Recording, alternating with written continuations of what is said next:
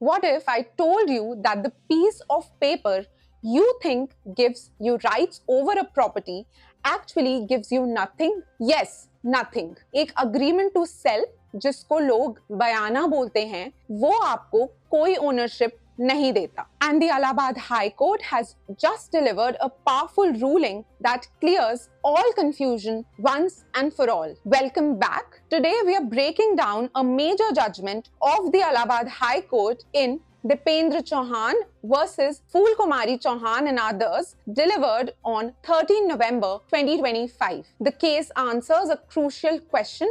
Does an agreement to sell give you ownership rights or even give a right to participate in family partition suit? And the answer from the High Court is a big, bold no. Let's break it down. Deependra filed a partition suit over a 163 square meter house in Sector 39, Noida. His mother, Phool Kumari, was a co-owner, not the sole owner. But during the case, she executed an agreement to sell in favor of two outsiders. These two buyers then approached the trial court and said, "We have an agreement to sell. We should be added as parties in the suit." The trial court agreed. Deependra challenged this before the High Court. Let us discuss the issues before the court. First, can a holder of an agreement to sell claim any ownership rights? Second, can such a buyer become a party in a partition suit under Order 1, Rule 10 CPC? Third, does Section 52 of the Transfer of Property Act, which is the Doctrine of Lis Pendens, stop such transactions? Let's understand each. First, what is an agreement to sell? Under Section 54 of the Transfer of Property Act, an agreement to sell, first, does not create any interest. Second, does not create any charge. Third,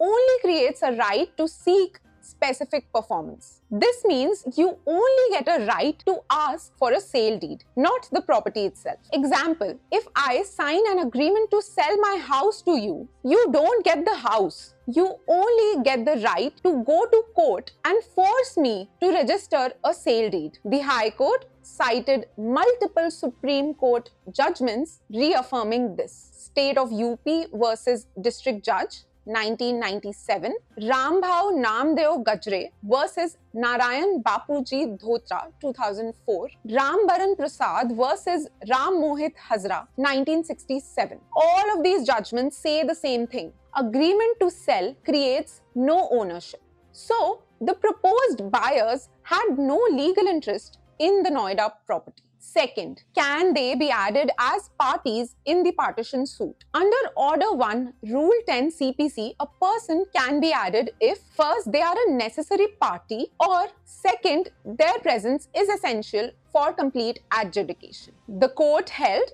agreement holders are neither necessary nor proper parties because they have no legal right in the property. Their rights are purely contractual, personal rights, not property rights. Third, Section 52, Doctrine of Lis Pendens. Section 52 says, during the pendency of a suit, no party can transfer the property so as to affect the rights of other parties without court permission. This means any transfer during litigation does not defeat the suit. दूसरे शब्दों में pendency के दौरान की गई cell आपके rights को destroy नहीं कर सकती. The court relied on B.B. Zubaida Khatun 2004 to say transferees pendente lite are not automatically entitled to join the suit. Since the sale itself was legally ineffective during the suit, the agreement holders had zero standing. Now let us come to the conclusion